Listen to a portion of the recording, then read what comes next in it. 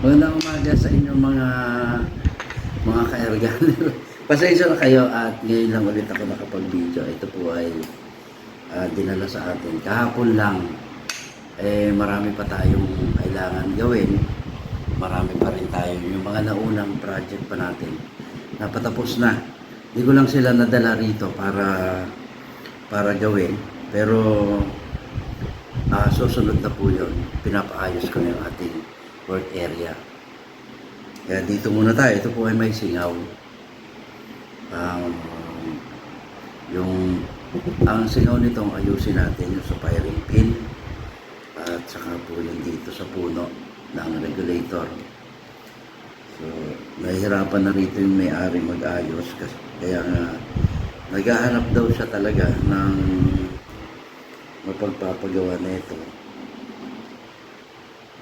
Kaya lang, yun nga, nahihirapan siyang maghanap dahil may mga nakukontak siya na magagawa nga pero hindi niya tinuturuan lang siya palitan mo daw ng o-ring kailangan niya na talagang ayusin. So ito kinakalas na natin. Ayan. Ayun, medyo madali na. May lock siya, natanggal na yung, ayun, wala na yung lock. So lalagyan natin ito. Hanap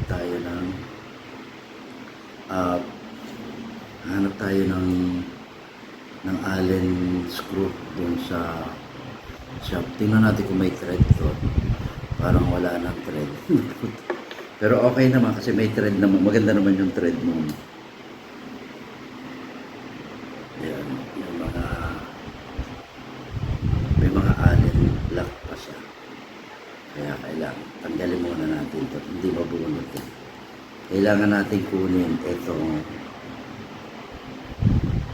hindi pa siguro ako prepare sa. So fast forward tayo kagaya ni Mats Mechanic at mamaya papakita ko sa inyo pagkalas na. Ito na naman yung kinakalas natin.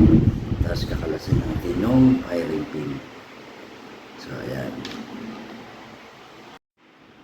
Ito nakalas na natin. Ito yung firing pin niya. Yan, makikita nyo dyan, medyo tumidilim. Yan, makikita nyo dito.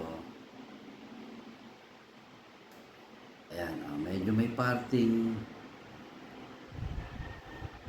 meron siyang parting malubay ang dikit. Ito makikita nyo rin dito. Sa firing pin na to. Ayan. Makikita nyo na may parte na hindi maayos yung lapat. Pero maganda naman po yung pagkagawa nitong medyo concave siya. So, maganda naman yung pagkagawa ng kanyang housing ng firing pin. So yun, pinaka-problema dito. So medyo machine natin ito ng konti. Para yan. At lobat na ako kaya pasensya na kayo. Naiwan ko pa yung charger to. So yan.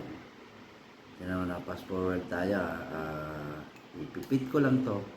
And then mag-aayos tayo ng hand pump mamaya. Pakita ko rin sa inyo.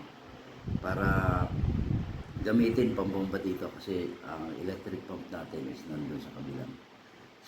Nasa shop. Pinapaayos ko pa kaya hindi tayo makapagawa doon. So pakita natin ito mamaya kung paano siya gagawin. Basta ito po, ipipix natin to. Iaayos yung yung lapat niya. Yan naman ay makikita nyo kung makikita nyo dito yung lumalapat na sa kanya. Yan. Yung lumalapat dyan. Mababakas nyo naman kung okay na siya. Then siyempre pag hinanginan, iti-test natin for any possible leak. So gagawin ko muna to. Medyo mahirap dito, wala tayong machine. Kaya gagawin natin, mano-mano muna tayo.